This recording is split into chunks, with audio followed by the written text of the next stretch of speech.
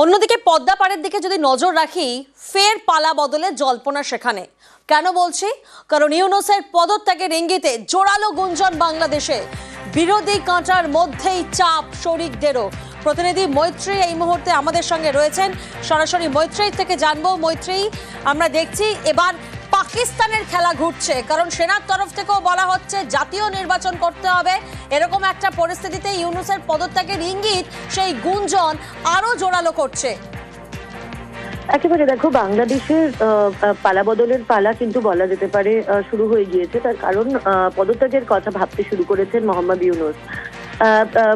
বাংলাদেশের তদারকি সরকারের প্রধান পদ থেকে ইস্তফা দেওয়ার কথা ভাবছেন তিনি। তার কারণ একদিকে যখন ইউনূসকে চরম সীমা আগেই দিয়ে রেখেছিলেন দেশের সেনা প্রধান, এবং সেখানে দাঁড়িয়ে ছাত্রনেতা নাহিদ ইসলাম তিনিও কথা বলেছেন, কিন্তু একদিকে নির্বাচন করানোর জন্য চাপ দেওয়া হচ্ছে, অন্যদিকে দেশের যে বর্তমান পরিস্থিতি তাই নিয়ে যথেষ্ট উদ্বিগ্ন মোহাম্মদ ইউনূস।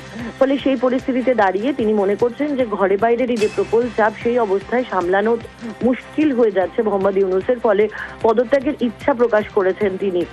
অন্যদিকে বিএনপির তরফ থেকেও ইউনূস সরকারের তীব্র সমালোচনা চলছে। ফলে সব মিলিয়ে একেবারে প্রবল চাপের মুখে মোহাম্মদ ইউনূস, এবং সেখানে দাঁড়িয়েই নিজের পদ ছেড়ে পালানোর কথাই তিনি ভাবছেন। যদিও ছাত্র নেতারা চেষ্টা করছেন তার সাথে কথা বলার, তাকে বোঝানোর যাতে তিনি পদ না ছাড়েন, কিন্তু এখনো পর্যন্ত যা ইঙ্গিত তাতে কিন্তু পালা বদলেরই ইঙ্গিত পাওয়া যাচ্ছে পড়শি দেশ বাংলাদেশ থেকে। একেবারেই মৈত্রী, যেমনটাই শুরুতে বললাম, একদিকে যেমন বেসামাল পাকিস্তান, তেমনি অন্যদিকে পদ্মা পাড়ে এবার পালা বদলের জল্পনা।